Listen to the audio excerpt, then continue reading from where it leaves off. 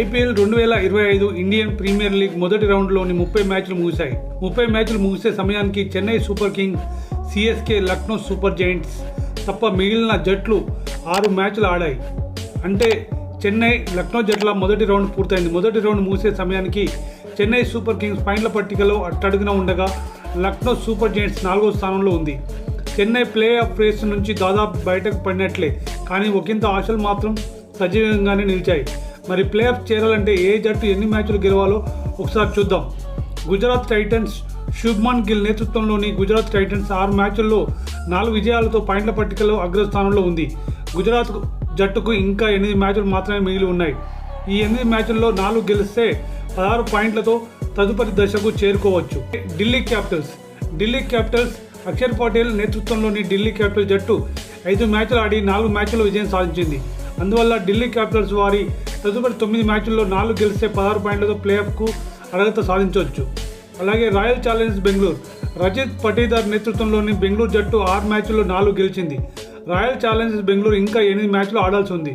వీటిలో 4 మ్యాచ్లు గెలిస్తే ప్లేఆఫ్స్కి చేరుకుంటుంది. లక్నో సూపర్ జైంట్స్, రిషబ్ పంత్ నేతృత్వంలోని లక్నో సూపర్ జైంట్స్ జట్టు ఆడిన 7 మ్యాచ్ల్లో 4 విజయాలు సాధించింది. మిగిలిన 7 మ్యాచ్ల్లో 4 గెలిస్తే 16 పాయింట్లతో ప్లేఆఫ్ చేరుకుంటారు. అలాగే కోల్కతా నైట్ రైడర్స్, అజింక్య రహానే నేతృత్వంలోని కేకేఆర్ ఇప్పటివరకు ఆడిన 6 మ్యాచ్ల్లో 3 విజయాలు సాధించింది. మిగిలిన 8 మ్యాచ్లు గెలిస్తే వారికి 16 పాయింట్లు లభిస్తాయి. ఈ విధంగా టాప్ 4లో కనిపించవచ్చు. అలాగే పంజాబ్ కింగ్స్, శ్రేయస్ అయ్యర్ నేతృత్వంలోని పంజాబ్ కింగ్స్ 5 మ్యాచ్ల్లో 3 విజయం సాధించింది. మిగిలిన 9 మ్యాచ్ల్లో 5 గెలిస్తే 16 పాయింట్లతో ప్లేఆఫ్లోకి వాళ్ళు ప్రవేశించవచ్చు. అలాగే రాజస్థాన్ రాయల్స్, సంజు శాంసన్ నేతృత్వంలోని రాజస్థాన్ రాయల్స్ జట్టు 6 మ్యాచ్ల్లో 2 విజయాలు నమోదు చేసింది. రాజస్థాన్ ఇంకా 8 మ్యాచ్లు ఆడాల్సింది. ఈ 8 మ్యాచ్ల్లో 6 గెలిస్తే ప్లేఆఫ్స్లోకి ప్రవేశించవచ్చు. అలాగే ముంబై ఇండియన్స్, హార్దిక్ పాండ్యా నేతృత్వంలోని ముంబై ఇండియన్స్ జట్టు ఇప్పటివరకు 6 మ్యాచ్లు ఆడి వాటిలో 2 మ్యాచ్ల్లో విజయం సాధించింది. మిగిలిన 8 మ్యాచ్ల్లో 6 గెలిస్తే 16 పాయింట్లతో ప్లేఆఫ్కు చేరుకోవచ్చు.